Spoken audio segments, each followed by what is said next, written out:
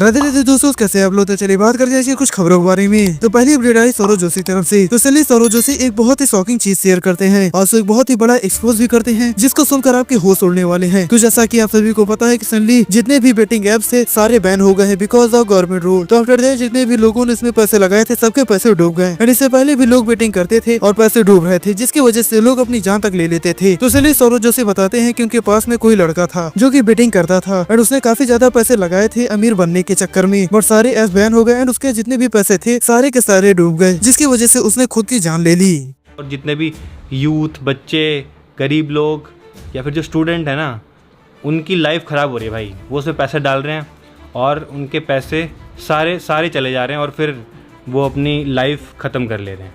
हमारे पास में ही अभी एक केस हुआ है कि भाई एक स्टूडेंट था, उसने पैसे डाले होंगे, उसके पैसे गए 3-4 लाख और उसने अपनी लाइफ ख़त्म कर ली।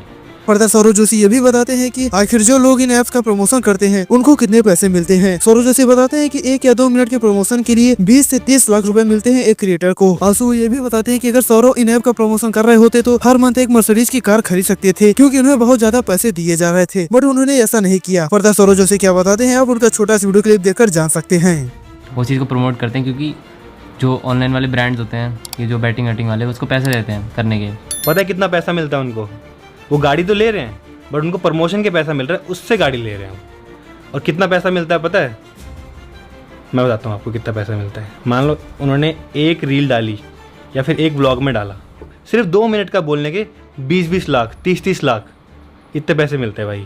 तो भाई गाड़ी तो लेंगे ही ना वो, बट गाड़ी उस प्रमोशन के पैसे लेते हैं, उसमें से नहीं कमाते जहां आप डाल रहे हो पैसे। तो सर्विस बात करते हैं किरण बेदी के बारे में। तो किरण बेदी को तो आप सभी लोग जानते ही होंगे। किरण बेदी वही है जो पहली फीमेल IPS ऑफिसर बनी थी। तो चलिए किरण बेदी जी को काफी ज्यादा ट्रोल किया जा रहा है और वो क्यों तो आए जानते हैं। तो जैसा कि मैंने कुछ दिन पहले बताया था कि ग्रेटर नोएडा में निक्की नाम की लड़की की डेथ हो गई थी और इस केस के बारे में काफी ज्यादा बातें चलना स्टार्ट हो गई थी कि निक्की के हस्बैंड ने आग लगा दिया था। देन कुछ दिनों बाद प्रूफ सामने आया तो समझ आया कि निक्की के हस्बैंड का इसमें कोई रोल ही नहीं। एंड और भी कई सारी मेडिकल रिपोर्ट आई जिसमें ये लिखा हुआ था कि निक्की की डेथ सिलेंडर फटने से हुई थी। तो इसी केस के रिगार्डिंग किरण बेदी अपने एक स्टेटमेंट में बोलती हैं कि ये केस तो ओपन एंड शट केस है, क्योंकि बच्चे ने बताया कि उसके फादर ने ही उसकी मां को मारा था। तो इस केस को ज्यादा खींचना नहीं चाहिए और निक्की के हस्बैंड को सजा मिलनी चाहिए। तो पहले आप ये वीडियो देखिए।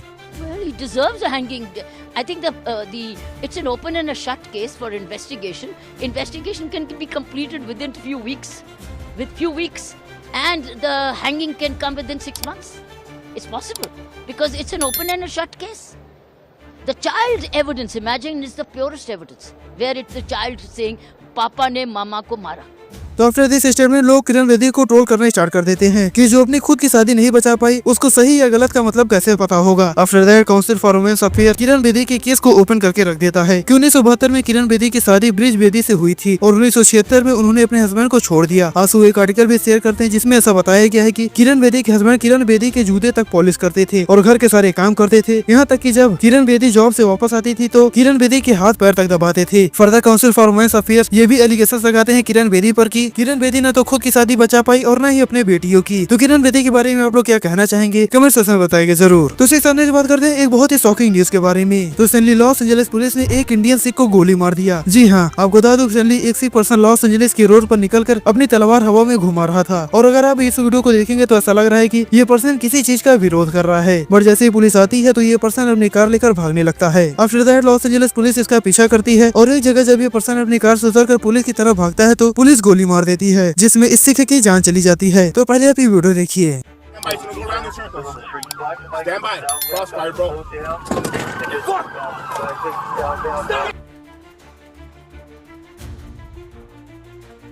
तो इस वीडियो के रिगार्डिंग पूरा मामला क्या है वो तो अभी सामने नहीं आया, बट इस सिलसिले पर कुछ लोग वहाँ की पुलिस की तारीफ कर रहे हैं और ये बोल रहे हैं कि इंडियन पुलिस को भी लॉस एंजलिस की पुलिस से सीखना चाहिए। बट वहीं कुछ ऐसे लोग हैं जो ये बोल रहे हैं कि पुलिस ने एक ऐसे आदमी को मारा है जो कि नशे में था और किसी को कोई भी चोट नहीं पहुंचाई थी। तो ऐसा करना बहुत ही शॉकिंग एंड अपसेटिंग है। तो इस केस के बारे में आपके क्या थॉट्स हैं कमेंट सेक्शन में बताएगा जरूर। तो चलिए नेक्स्ट बात करते हैं यूपी SSC पेट एग्जाम के बारे में। तो जैसे इंडिया में कोई एग्जाम आने वाला होता है या उसका सेंटर अलॉट होता है तो सिस्टम की ऐसी हालत देखने को मिलती है कि बच्चे तो बच्चे उनके पेरेंट्स भी परेशान हो जाते हैं। तो जैसा कि मैंने कल वाली वीडियो में बताया था कि UP triple S CIPET exam की सिटी अलॉट हो गई है और बच्चों के इतने दूर सेंटर दिए गए हैं कि जाने आने में ही दिमाग खराब हो जाएगा। एग्जाम कैसे देंगे वो तो पता नहीं। आप बिलीव नहीं करेंगे कि बच्चों के 1000 किलोमीटर दूर तक सेंटर गए हैं और 400-500 किलोमीटर दूर तो नॉर्मल बात है। तो ऐसा बताया जा रहा है कि ये सेंटर दूर इसलिए दिए गए हैं ताकि नकल को रोका जा सके और एग्जाम फेयर हो सके। मतलब ये लॉजिक सुनकर ही मेरी हंसी निकल गई। लॉजिक भी ऐसा दिया जा रहा है, ऐसा लग रहा है कि कोई 2 साल का बच्चा बहाना बना रहा हो। तो इस चीज के रिगार्डिंग विवेक सर क्या बोलते हैं आप उनका वीडियो क्लिप देखकर जान सकते हैं।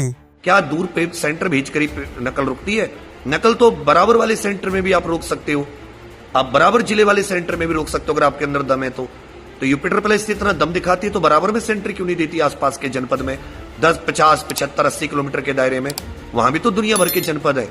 तो पहली मांग तो हमारी यही है कि जनपदों को आसपास के जो परीक्षा केंद्र है उनको आसपास के जनपदों में और आने जाने के लिए जो फ्री बस की सेवा उपलब्ध कराई जाए रोडवेज की। तो सेंटर देकर तो ऐसा लग रहा है कि फॉर्म भरना ही सबसे बड़ी खुशी है और एग्जाम देना तो ऐसा हो गया समझो पिकनिक ही करा दे रहे हैं। तो ऐसे सिस्टम के बारे में आप लोग क्या कहना चाहेंगे कमेंट सेक्शन में बताएगा जरूर। तो इस वीडियो को लेता ना अगर वीडियो इन्फॉर्मेटिव लगी हो तो वीडियो को लाइक एंड चैनल सब्सक्राइब करके बेल नोटिफिकेशन ऑन कर लीजिएगा ऐसे डेली की न्यूज एंड अपडेट्स को जानने के लिए। तो फिर मिलेंगे नेक्स्ट वीडियो कुछ नई खबरों के साथ, तब तक सभी को राधे राधे। देखते रहिए हमारा चैनल चुगलखोर न्यूज।